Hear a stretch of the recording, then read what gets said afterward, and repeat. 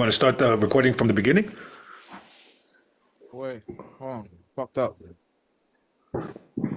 What you say? You want to start the shit from the right beginning?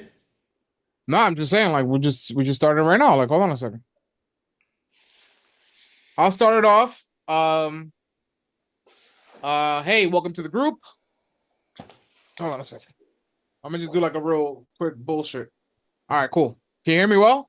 Yes, sir. All right, cool. Hey, welcome to the group. My name is Victorious. I am 35. I'm from New York. I'm all right. So let me slow it down a bit. Hey, welcome to the group. My name is Victorious. I'm 35. So, hey, welcome to the group. My name is Victorious. I'm 35 years old. I'm from New York.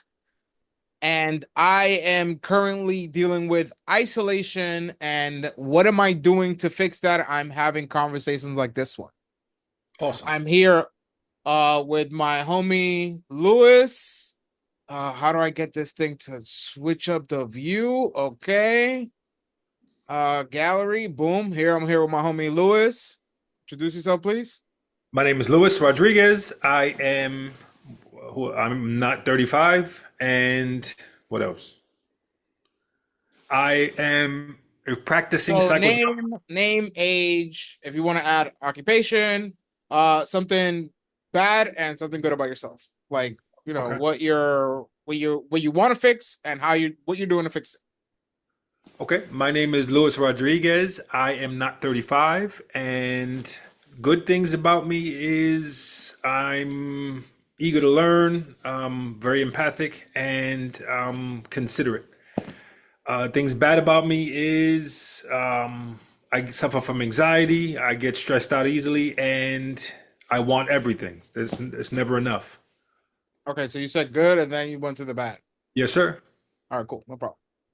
All right, sir. Well, you're the one who's certified. Kick it away, buddy. But before we go, just like this is basically a group setting. We're here to open up about ourselves, how to better ourselves, take accountability in the things and the actions that we do, and just overall spread a better lifestyle. Again, just how to better ourselves and being accountable about it. Take it away. So I should go into my credentials also. You don't have to if you like. That's completely up to you. That would just be to give you more Credibility. yes. Okay. My so again, my name is Luis Rodriguez. Start all over again real quick. My No, name but is you Luis. already did that, so we can just go straight into the credentials, buddy. Gotcha. I'm a social scientist, certified as a life coach.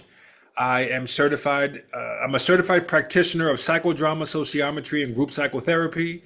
I teach other psychotherapists how to use the modality of creative arts to create cathartic type of transitions, type of transformations. And I've been a practicing psychotherapist for about 20 years.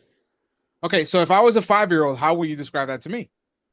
I am a creative art therapist focused on psychodrama and sociometry, which is just theater for therapy and different exercises. I believe life's a stage and we're all just actors. I approach the work as if I'm a director and we're rehearsing for the next role of life. Um, that's who I am in a nutshell. Okay, kick it away. Let's go with this group. I'm ready to fucking share.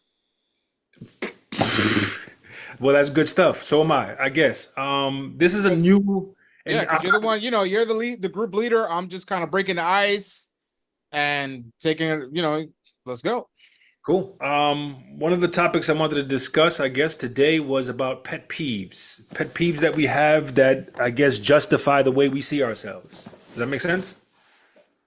What is a pet peeve is exactly Something that bothers you uniquely every single time it presents itself. Like a small pet peeve of mine is when people chew with their mouth open. okay. I, have done a lot of research to understand where it comes from for me. Not only does it have a diagnosable name, which I forgot at the moment, but for me, I used to get hit as a kid when I chewed loud. And then my mother would chew loud. So after my lips popped, my mother would hit me till my lip pop. So after I'm bleeding from the mouth, my mother's still, and in my head, I'm like, I hate you because she's doing the exact same thing I'm doing. So as an adult now, whenever people chew with their mouth open, I'm like, and it infuriates me, but I got to work on that. Okay.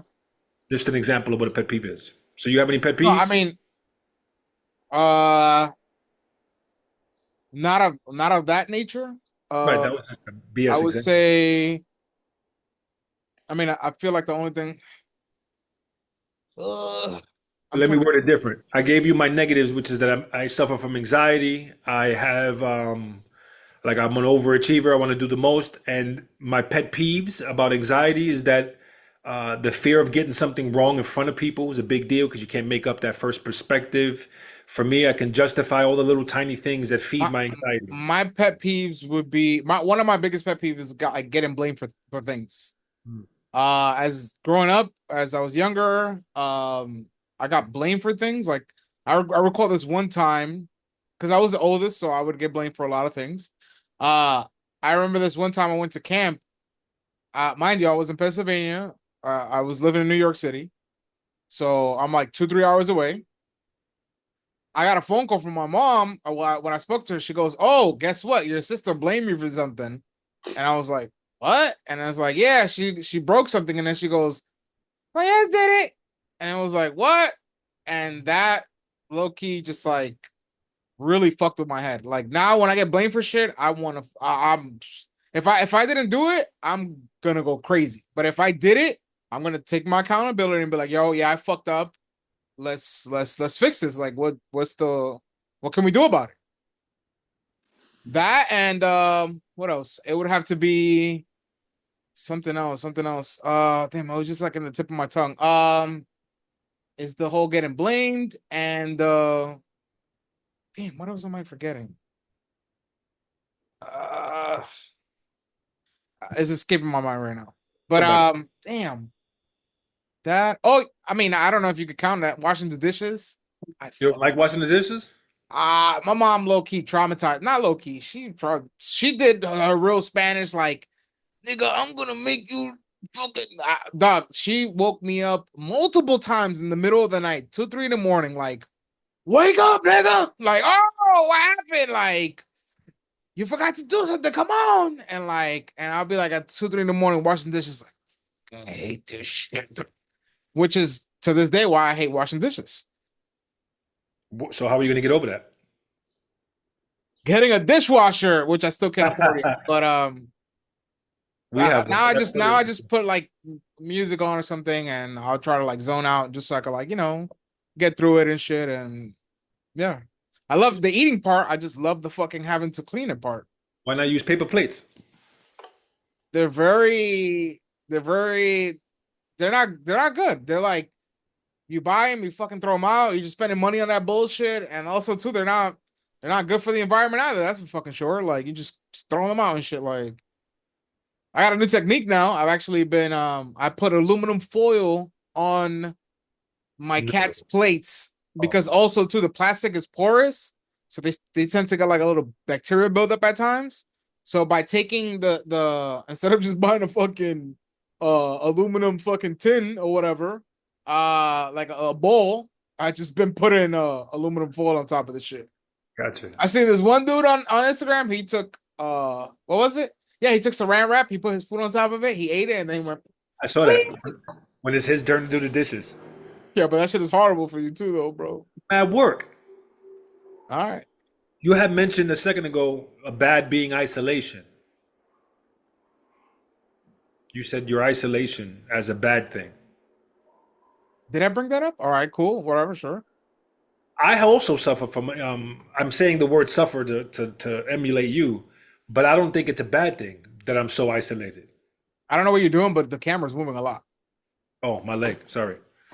So I wanted to, you sparked my interest with discussing, mentioning your isolation as an issue. For me, I'm very, very isolated, more than I've ever been in my life, but by design. I know that I'm as an empathic person, I become what's around me. Like I don't know. I told you last time that my act is that I'm unlovable, I'm unworthy, right?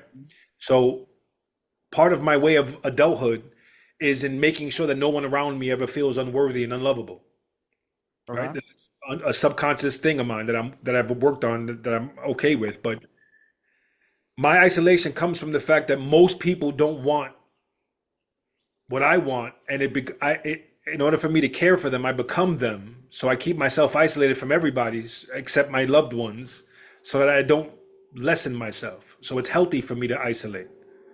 You mentioned your isolation being negative. Tell me about it.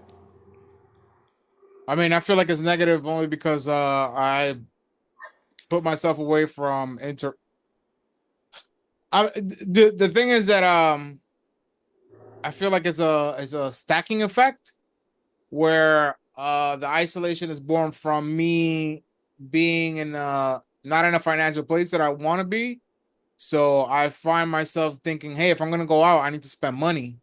So I've mentioned this before. Like when people ask me to go hang out, all I hear is, "Hey, do you want to spend money? Money, money, money, money, money." And then it's just like in my brain, I find every excuse or solution that I find it to be.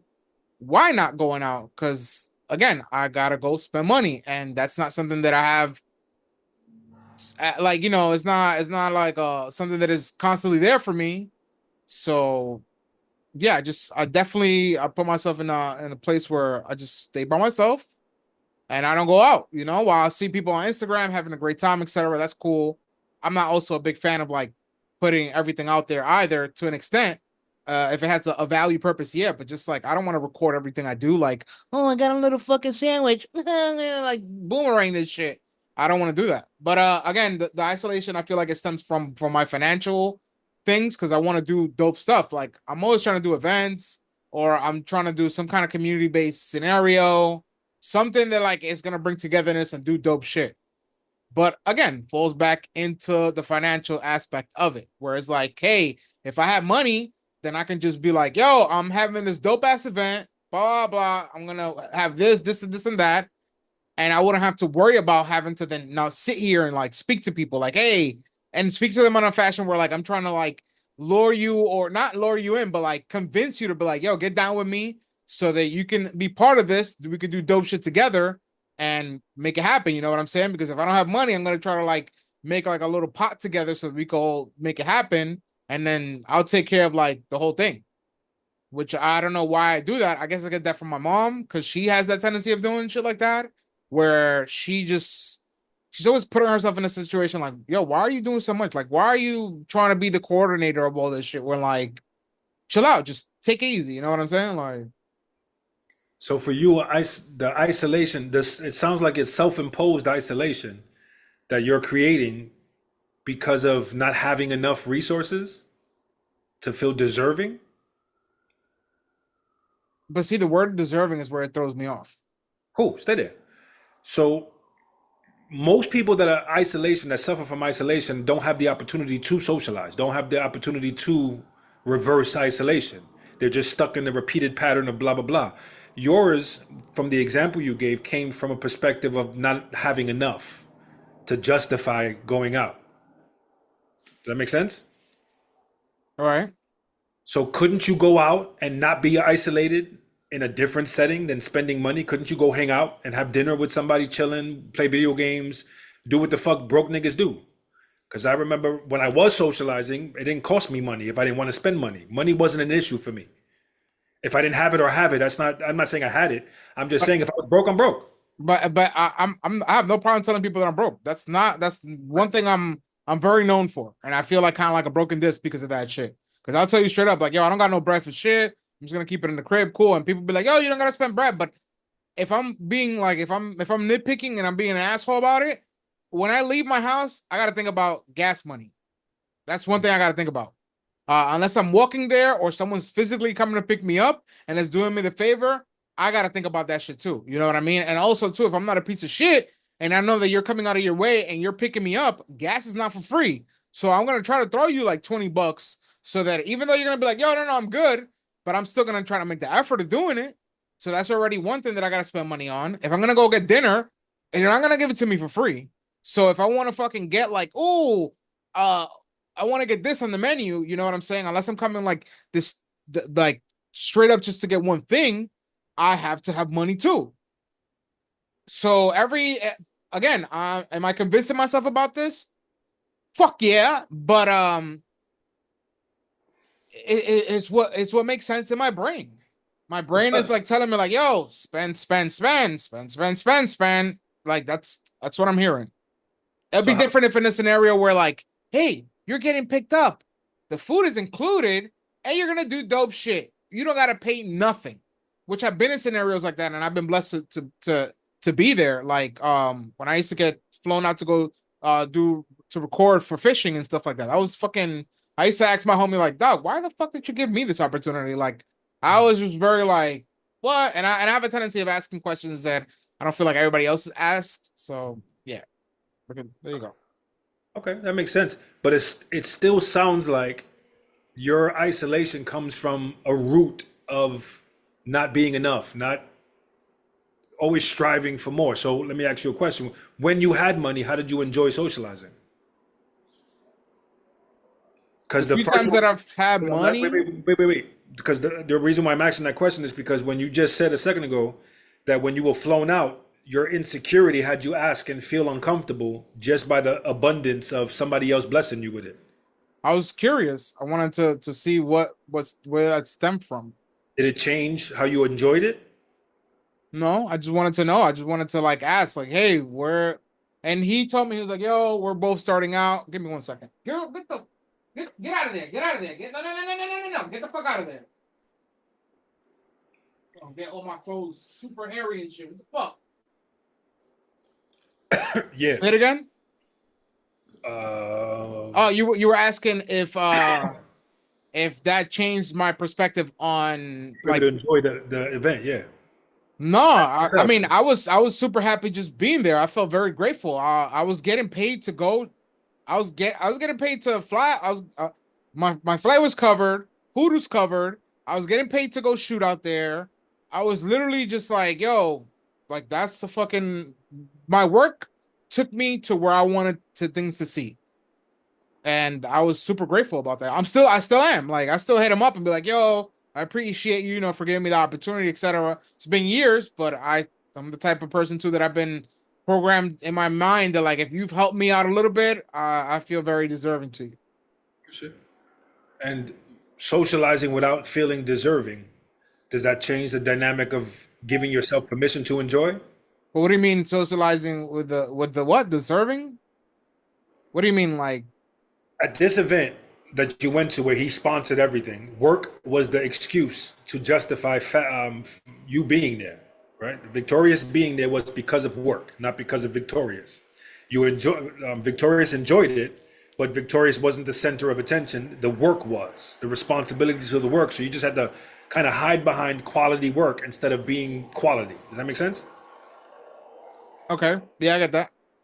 So without the quality of work and you being of quality, could that be what is the motivator for justifying your isolation? Because again, it don't cost no money to chill out with somebody who enjoys your company. I could chill with you for free, chilling in the crib watching fucking movies and chilling with no isolation issues at all, or feel completely lonely with you around me. Me personally. So isolation for me doesn't necessarily mean people around me. It means who I'm being while there's company around me. Does that make sense? Yeah, if not for me, it's just like the not having because like on a regular day, I wake up, I'm here, I got my cats, luckily, and by that I mean like there's some kind of like something moving around, and this is not me by myself in an empty apartment.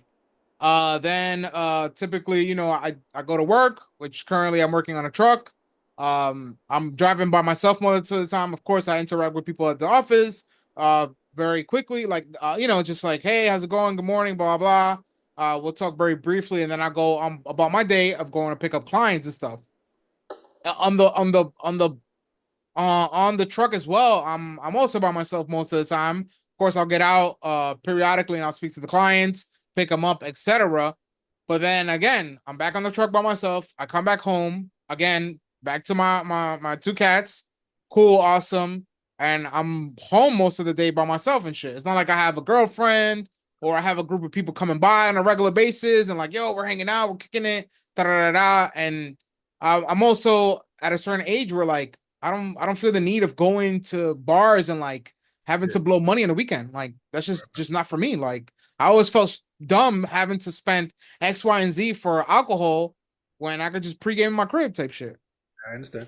But So but also like that's also stemming into other shit. But continue. No, I'm just trying to hit the root of the isolation that brings you unhappiness. For me, listening to you, it always comes down to finances when it comes to isolation. Does that make sense? Yeah.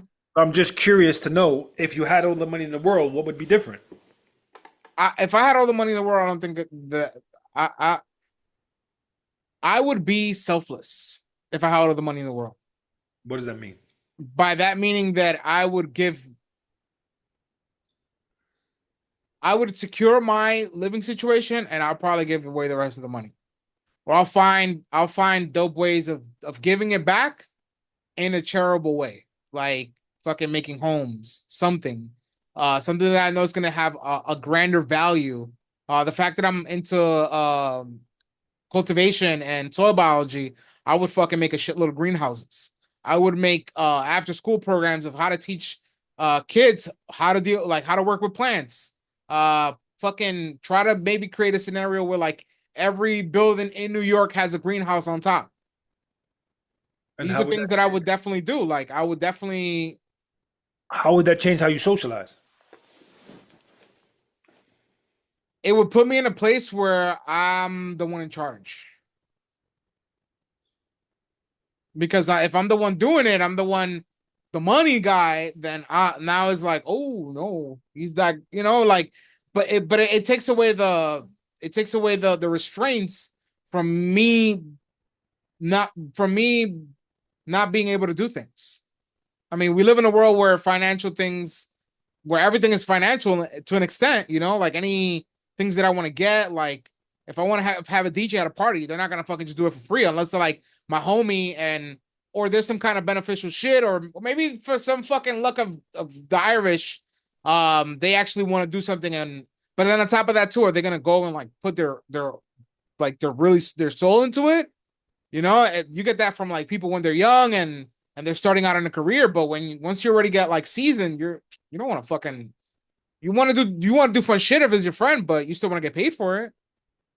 Again, I No, feel like I would definitely share the love, spread the love. and love for you is finances. No, I wouldn't say that. I would say no, hell no. No, I'm saying the financial aspect is definitely not love, but all right, so then not spread the love, then the wealth, the opportunity. Because then I would even make a fucking school where I'll have like a bunch of kids that could have been in my scenario, and teach them and give them the tools so they can like be successful in life. So what happens to the next stage once you've settled into having money, where it's no longer about the I have endeavor that you I have create? no clue. My brain cannot fucking fathom that. I don't know where I would be after. Maybe I'll be having like some Diddy parties. I probably would definitely have some Diddy parties on the low. But yeah, Is that the healthiest? no. But it it feeds the demons. 1 second. Sorry. It does for you. It feeds the demons, but the demons are not what we're discussing. So, is this something that you want to have to feed the demons, or is this something you want to enjoy the opposite of isolation? No, no, no. I want to. It's not even about feeding the demons, because I know for a fact that actions of that caliber will also put me in a different light. Yep. It would definitely put me in a place where I know, I feel, and I can say that being in that scenario, you get looked at differently. People most likely are gonna look at you because of the financial means, but doesn't mean that I'm gonna give you my money.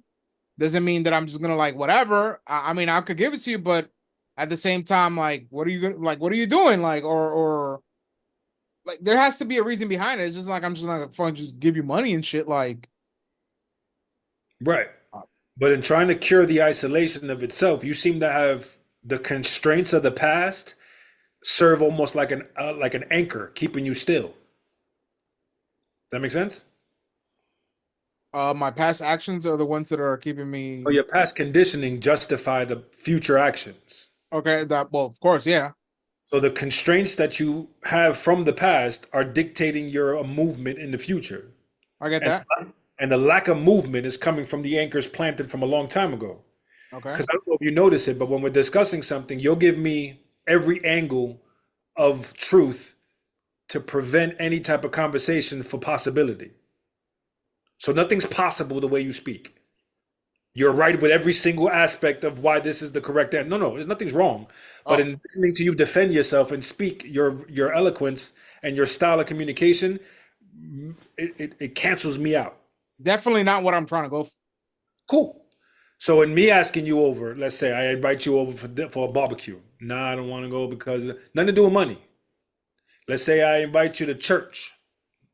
I don't go to church, but the point is something that you perceive to be boring for the opposite of isolation. Just because I enjoy your company, those things probably wouldn't attract you because they're not your possibility. The only possibility you have is when you're in charge, when you have abundance, and you can choose to give or not give. Okay. Correct? Is that the only way to heal the isolation? I don't know. What would you like to try so that you can practice moving hypothetically in this conversation where you're inventing it as we go along? What would you, for me, let me go back to me. My isolation was in having a relationship. My wife is my first real relationship. At 50 years old, this is my first real relationship that when she comes home, now I'm struggling with being my own person around her.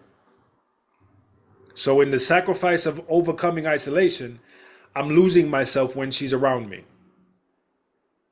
So, like, as an entrepreneur, I work all the time. My brain is always working. Around her, I can't work because as soon as she comes home, I'm the person she vents to and talks to and blah, blah, blah.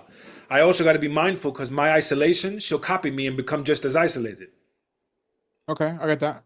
So I have to make her family the social aspect that I really don't give a fuck about. Not that they're bad people, but I'm not one to socialize like that. I keep my distance from everything, but I have to socialize with her family to keep her socializing with her family. Okay. So, Just so for, you guys don't stay in that pit together. right, she doesn't need to be influenced by me in that negative way. I would like to be influential in a positive way, where she overcomes all her scars and all her anchors from the past. Yeah, yeah.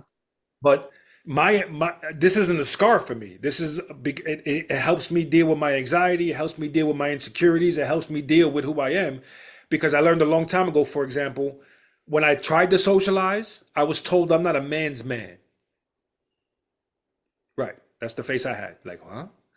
What Okay. I the answer to what a man's man is when they compete with each other and find that to be entertaining. Okay. I don't like that. We're gonna wind up fighting, and I'm gonna hate your fucking guts, and I can't do that. If I can't be better than you and call you my man, and you can't be better than me and you call me your man. So either we're all dope or none of us are socializing together. That's just how I see it, but that's very feminine. Okay. So in joining my fraternities and joining the Marine Corps and doing all the things that I've ever done, I've always been unsuccessful because I'm not a man's man, and I'll never be. So I hide the things I'm great at so people don't feel insecure, which is silly. I'm just as whack as the whackness of the room so I can show them love. Does that make sense? Okay. So the only way I can overcome it at this moment in this stage in my life is to be around the people I choose and enjoy to socialize with.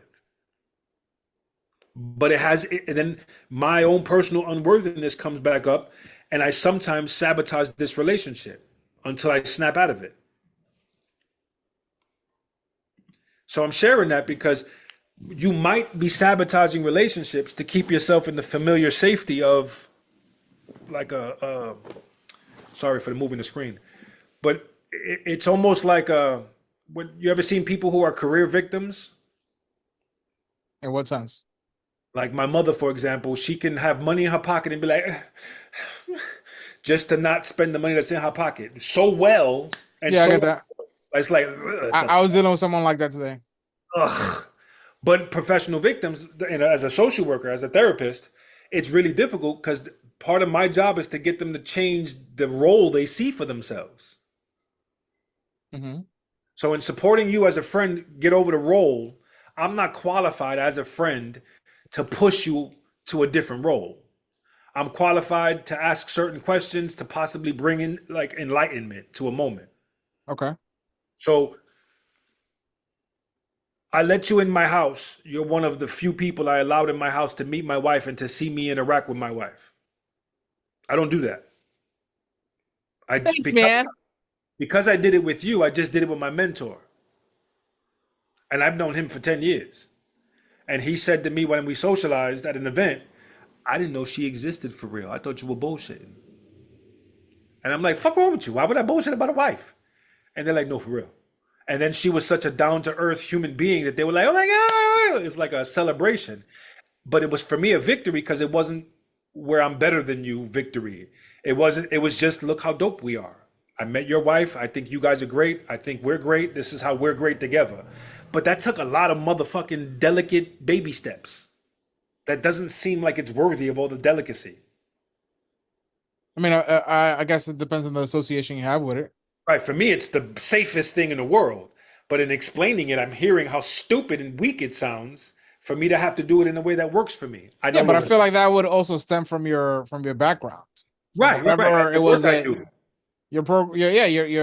your initial programming that caused you to do that. Well, that's because I'm unlovable. I'm undeserving.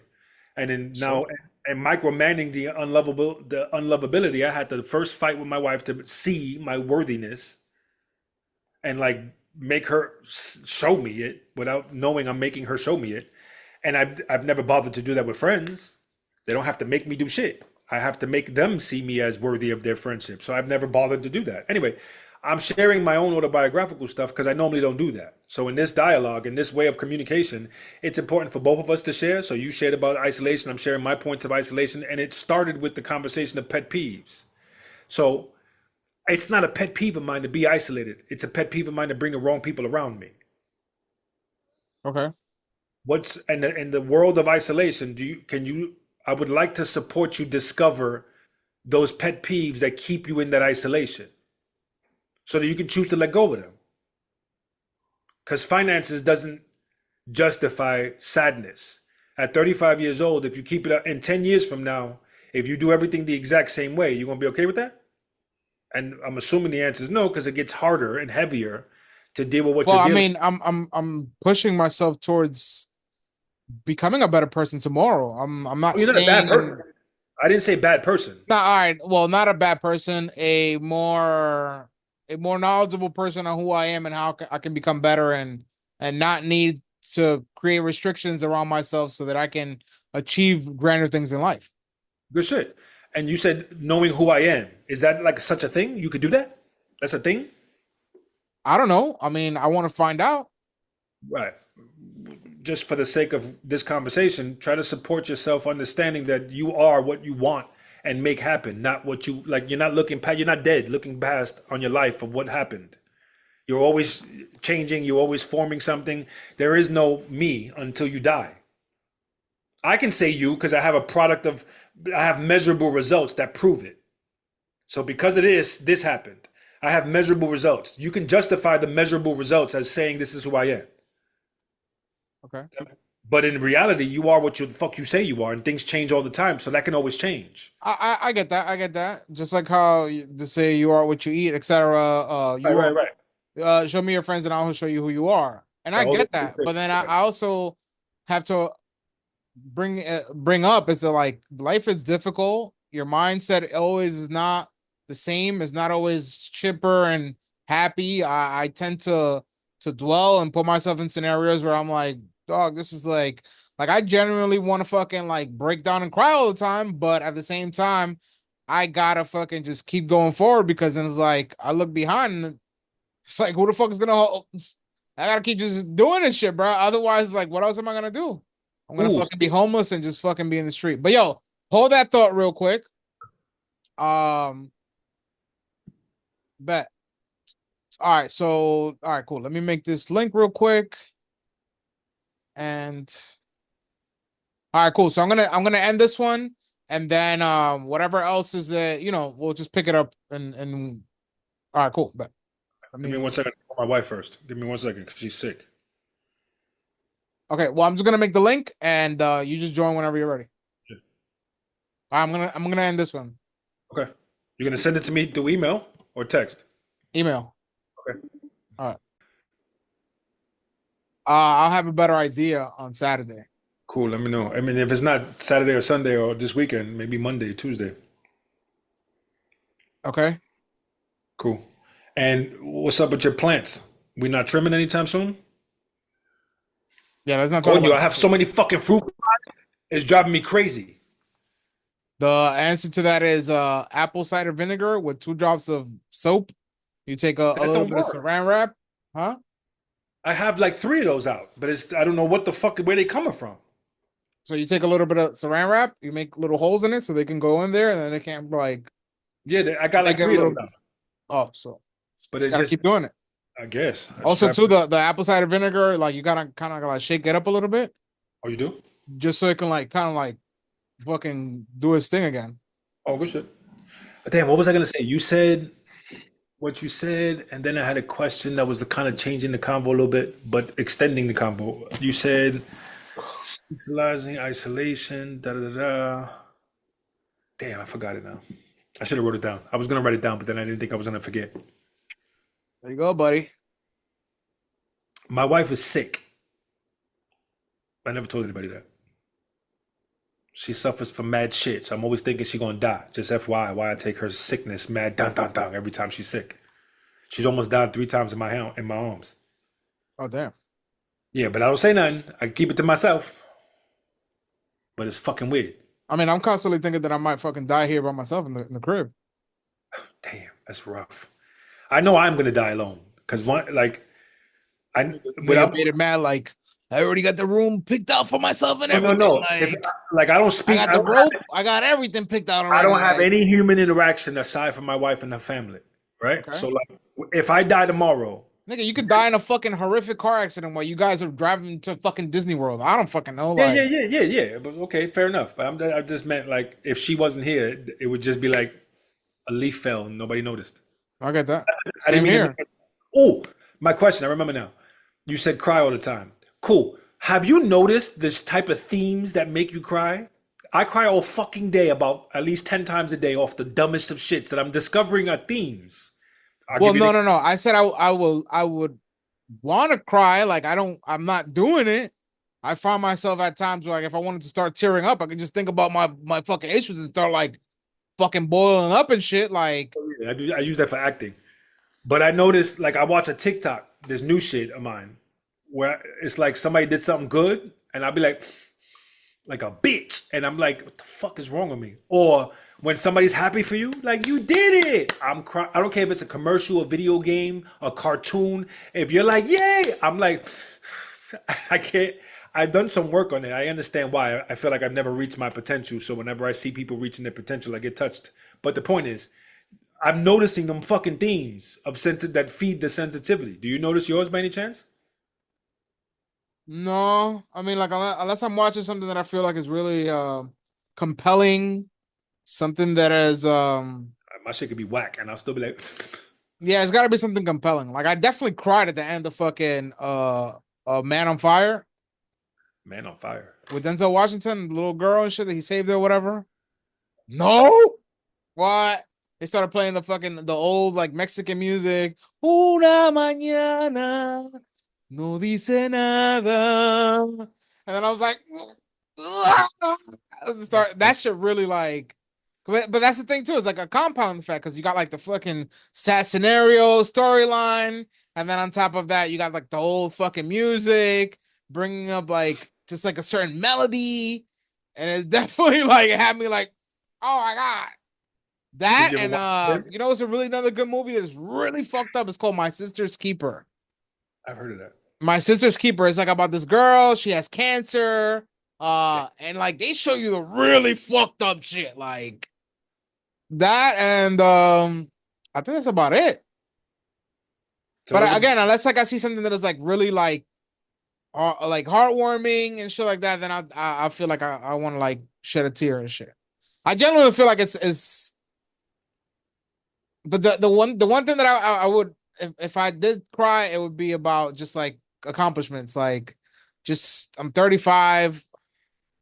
I feel like I just been fucking hustling and busting my ass and like I'm sure I could do a lot more and I'm sure I could do a lot more. Do I push myself to that threshold? No.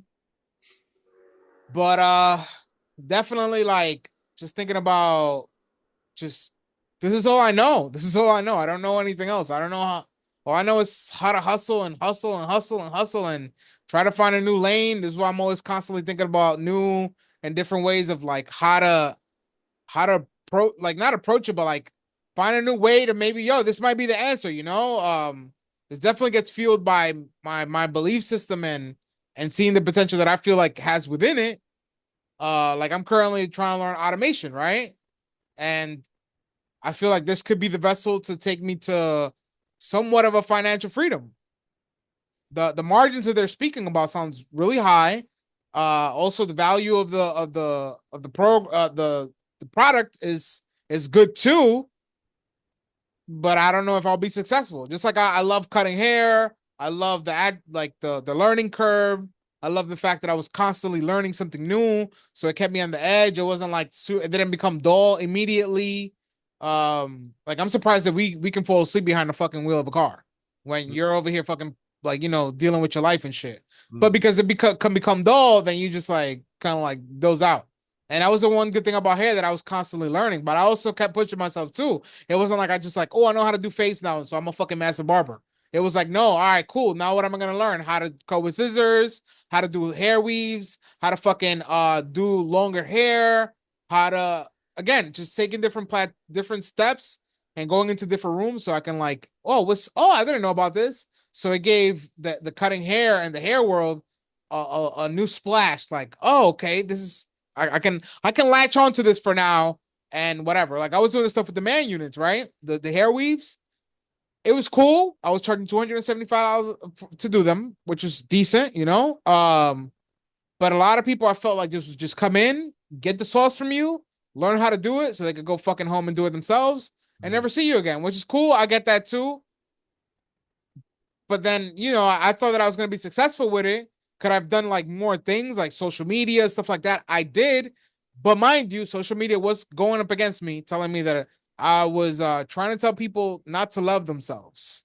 Oh By wow. promoting the hair unit stuff, I was getting those messages like, yo, we're gonna take off your post because you're promoting the people like you're not promoting body positivity.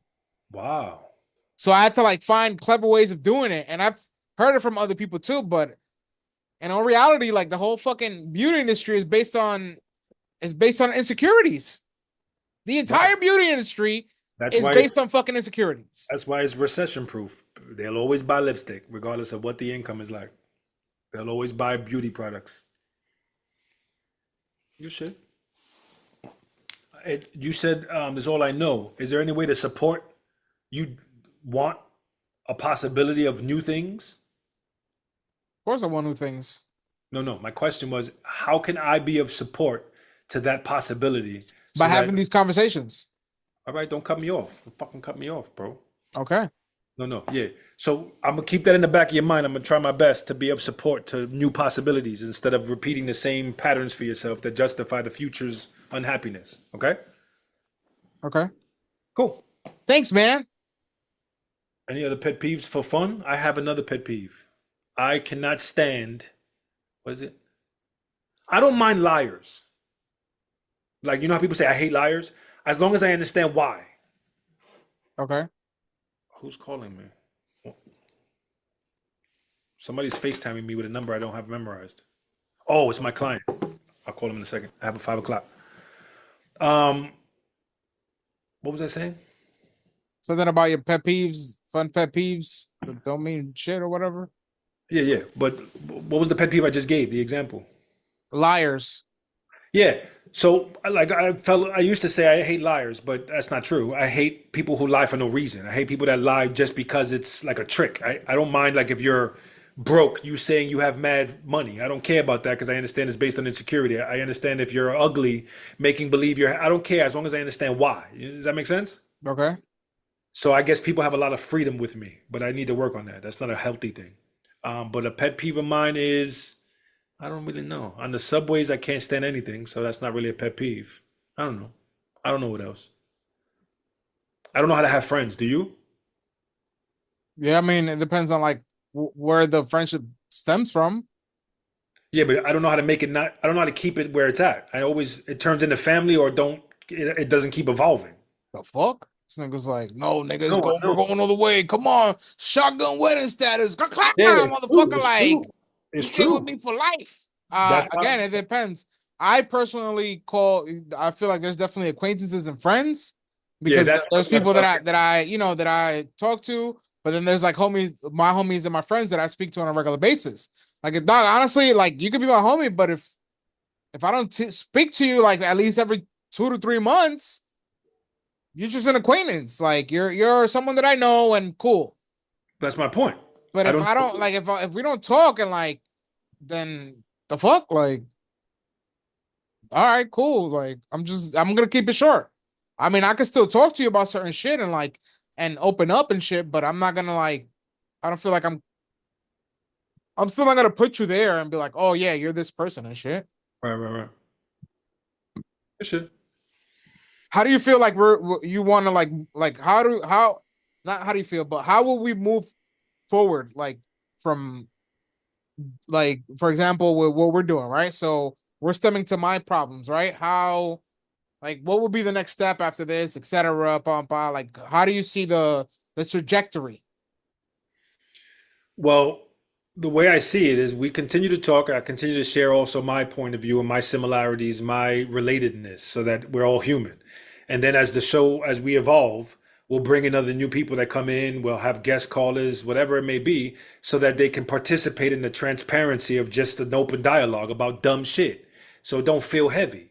The point is that we started a conversation about pet peeves that turned into a personal type of perspective. Other people want to jump in and that personal perspective of it all. That's the exact same way it's supposed to be, where everybody's sharing, and it's not one person. There's no star of the show. The conversation is the star of the show. So more and more people we invite to the show. I invited my mentor to the show. Of course, he had the desire to now do a podcast. No problem. I led the podcast. He has a bunch of equipment. It's great to see a 77-year-old man decide to want to do something big. It was great to see him inspired, but he cheated and he had three groups. One was a sexual offender group, one was a violent anger management group, and they just was in our podcast. Forget their group. They just was in our podcast. And I was like, oh my God, bro, they paid money to see you. He's like, yeah, fuck them. This is what we're doing. And it's fine. And he has a wonderful way to bring it back together towards the end and make it therapeutic. But if they complain, I don't know how that's going to fly over. That might be just my insecurity. But watching him just take the shit by the horns and just do it is awesome and a great example for me. I mean he definitely has to have disclaimer and shit like that too just to avoid himself from trying to fucking have motherfuckers trying to be like oh you're making profit off of me or whatever like if it gets to a point where he is making x amount of money is like Well, no, I analyzed it when we discussed it for the years that we've known each other. He's great because all of his clients are mandated to be there or they go to jail. yeah, but then when you're start putting it into a realm where you're gonna start documenting this stuff, He always documents it. all right, and then now with the purpose of putting it to the public. Yeah. He's a for-profit agency. He's not a not profit. He's not a non-profit, which means he doesn't have rules of whoever funds him. Well, as long as you know the law of the land and you're aware of whatever, then Yeah, hey, yeah, you yeah. know what I'm saying? He Like, knows all fuck it. that.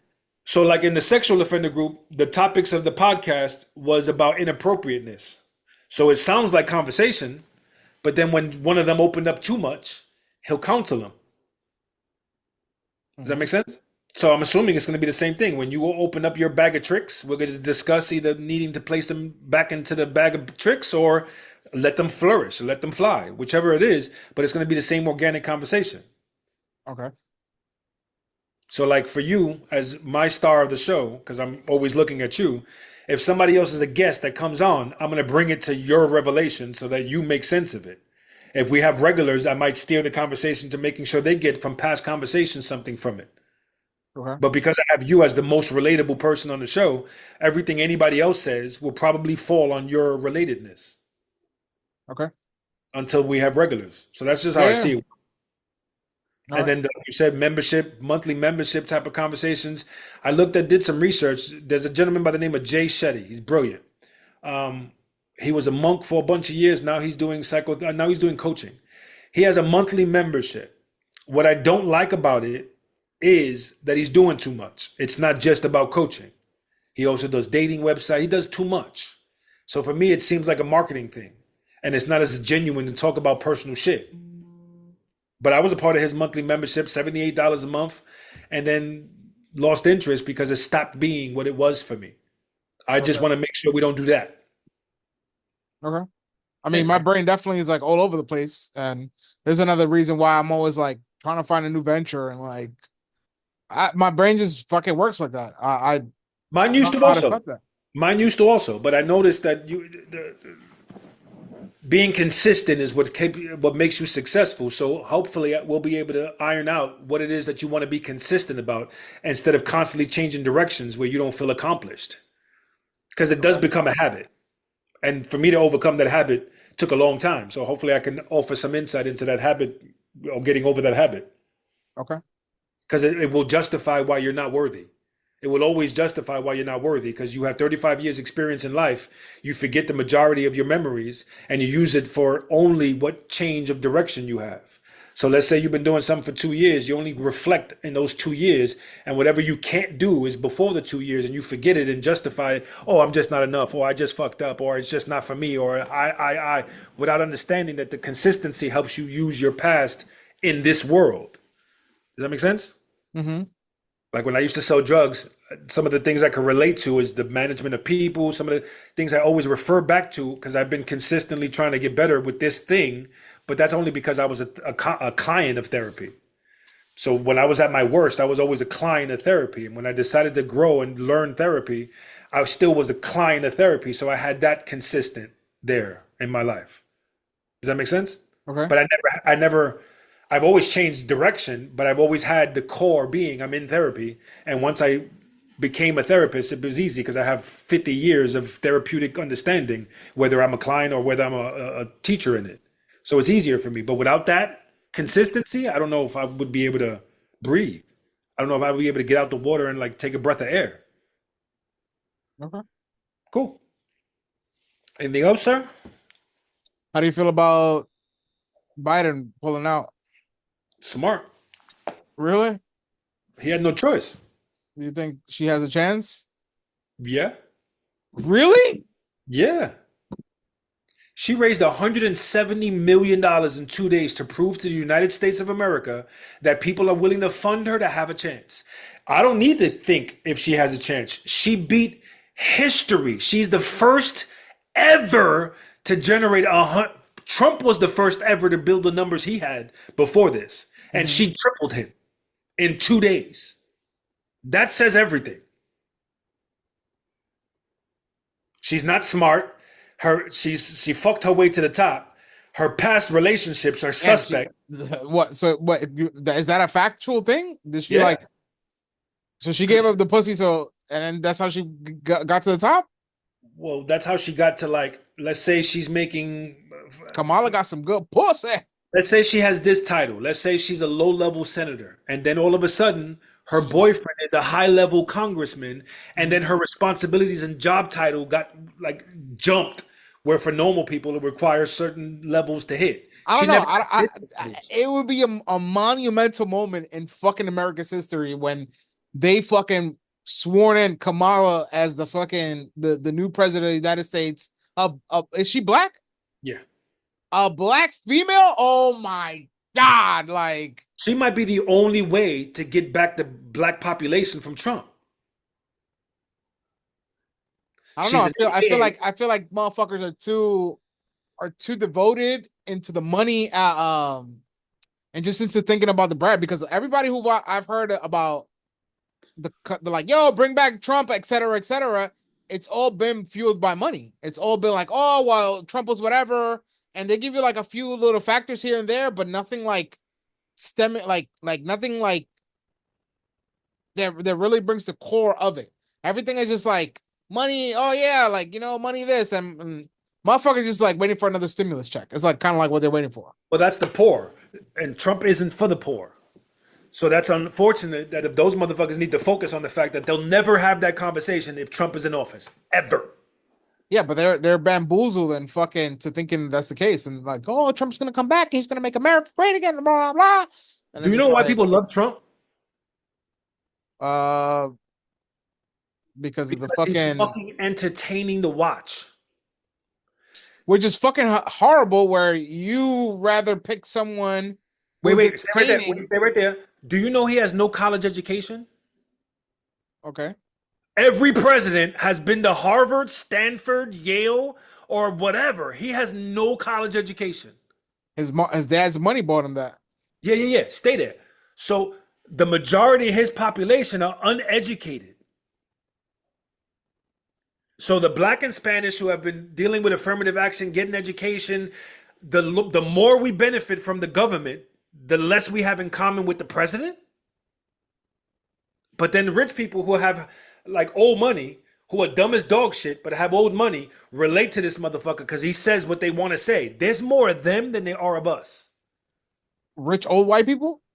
Old money and the recipients of old money and the I don't ignorance know. that comes with old money. There's a lot more of them.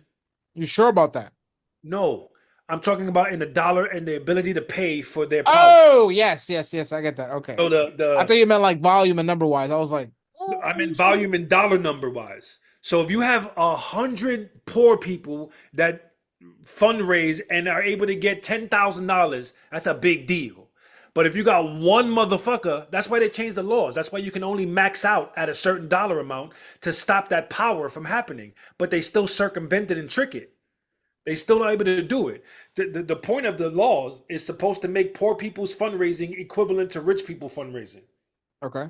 But Elon Musk giving $45 million, that's a tax write-off for the next 45 million he makes. So it's a wonderful business endeavor to Trump, who says what every other American wants to hear. You're fucking ugly, you fat bitch. I don't care what you do. You just make me see myself on TV. I feel like people find a somewhat of a like they can relate. Yes, but Kamala Harris might be able to do that too. I Because don't she's know. dumb as fuck. She has a lot of Joe Biden in her where she says the wrong shit constantly. She doesn't have dementia, but she just says the wrong. I think she's a pothead because she used to be with Montel Jordan, who's a pothead, an advocate for pot. And they were lovey dovey, almost married together. So if we, husband and wife, nigga, we burning together. I think she's, which is not a big deal, but the fact that she's so, and she's also a part of a sorority, a black sorority, which is a big deal. She has a history of community service, which is a big deal, and she comes from nothing to make it to where she's at. Hopefully, that demographic sees themselves in her, and she can get back them numbers of the people that are lost. Trump just got, Trump didn't have Republicans. Trump had the people in the middle who didn't know what to do, but sided with Republicans because of whiteness. Mm-hmm.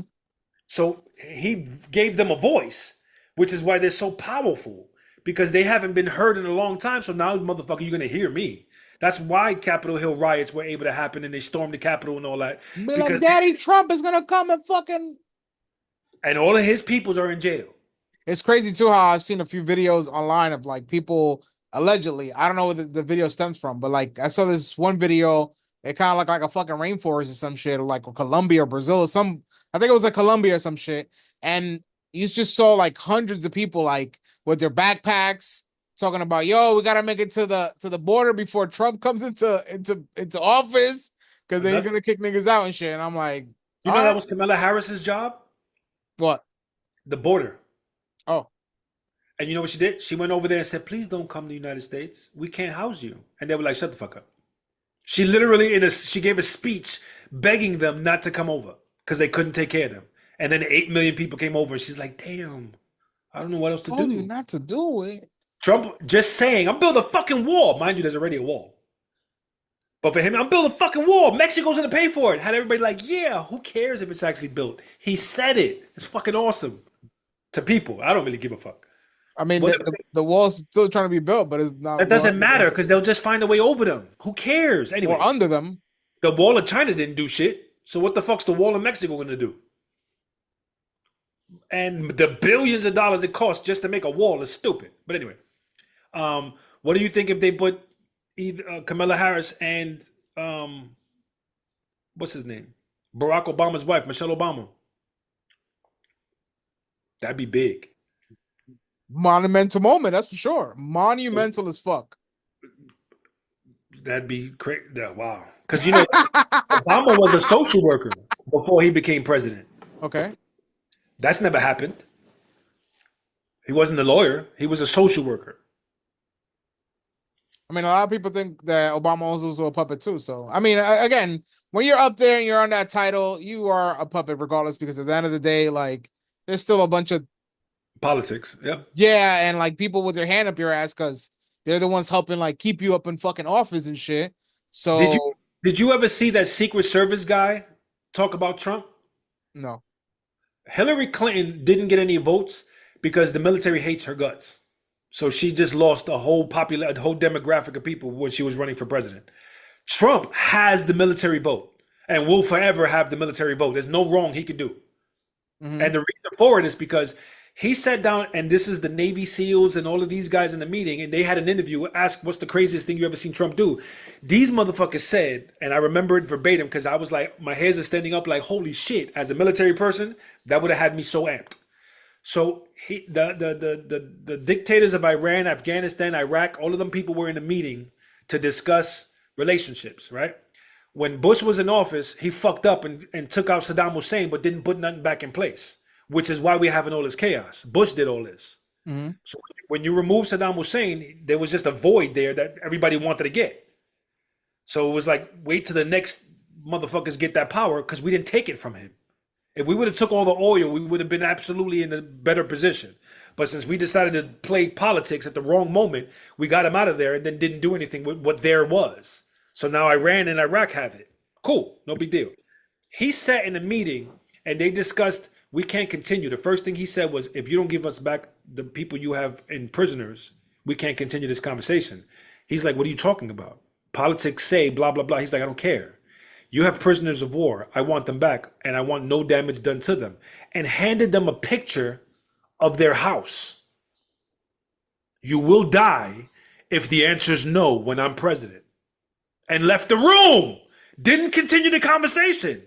So all the Navy SEALs niggas in there was like, yeah, you're going to die. Like, no president has ever done that with such balls. That's who he has. The people who need bravery. The people who just want to say off the cuff, and that's what he had. That shit is still crazy to me, how the whole scenario happened with the shooting and everything, and then him trying to be like, "Yeah," and it's like, what? Like, why are you being so nonchalant about this shit? Because he set it up. And then on top of that, everybody started wearing the little thing on their ear and shit. Ridiculous. I mean, if you look at it from a military perspective, that kid should have died before he even shot a shot. The people that they killed, I wouldn't be surprised if the people that died because of his shooting, that when he missed Trump and he killed like a firefighter and a couple other people, I wouldn't be surprised if they were paid out because they had cancer or something and they were going to die anyway. I wouldn't be surprised at the level that Trump would go to win the president. I was watching something Schwartz fuck. Andrews he's a comedian. Yeah. I know he He's is. got this thing called flagrant. Yeah. Yeah. He was talking about like that it was a key thing where like if that firefighter hadn't died, it wouldn't have been such a thing. Correct.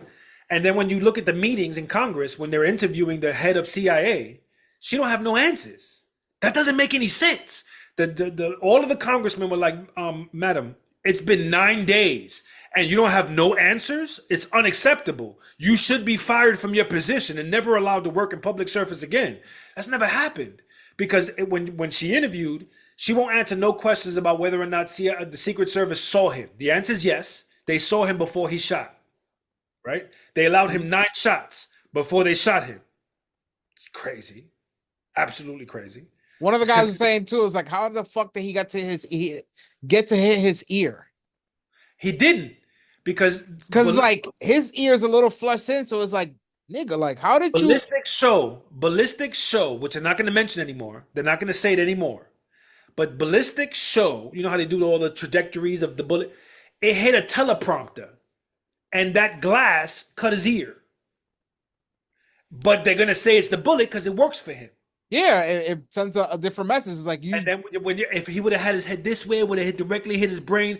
But mind you, it was the glass that fell from atop that cut his ear. It was not like it was like again the whole like and like pulling out and as being like, "Let me dramatic, do bro. this." It's like, nah. No, absolutely not. But it was better than watching Joe Biden not be able to walk up and down stairs. America. I mean, what? Like, what the fuck? But Nah, cool.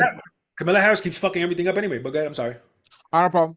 All right, so I guess this is adjourning the group for today, right? Yes, sir.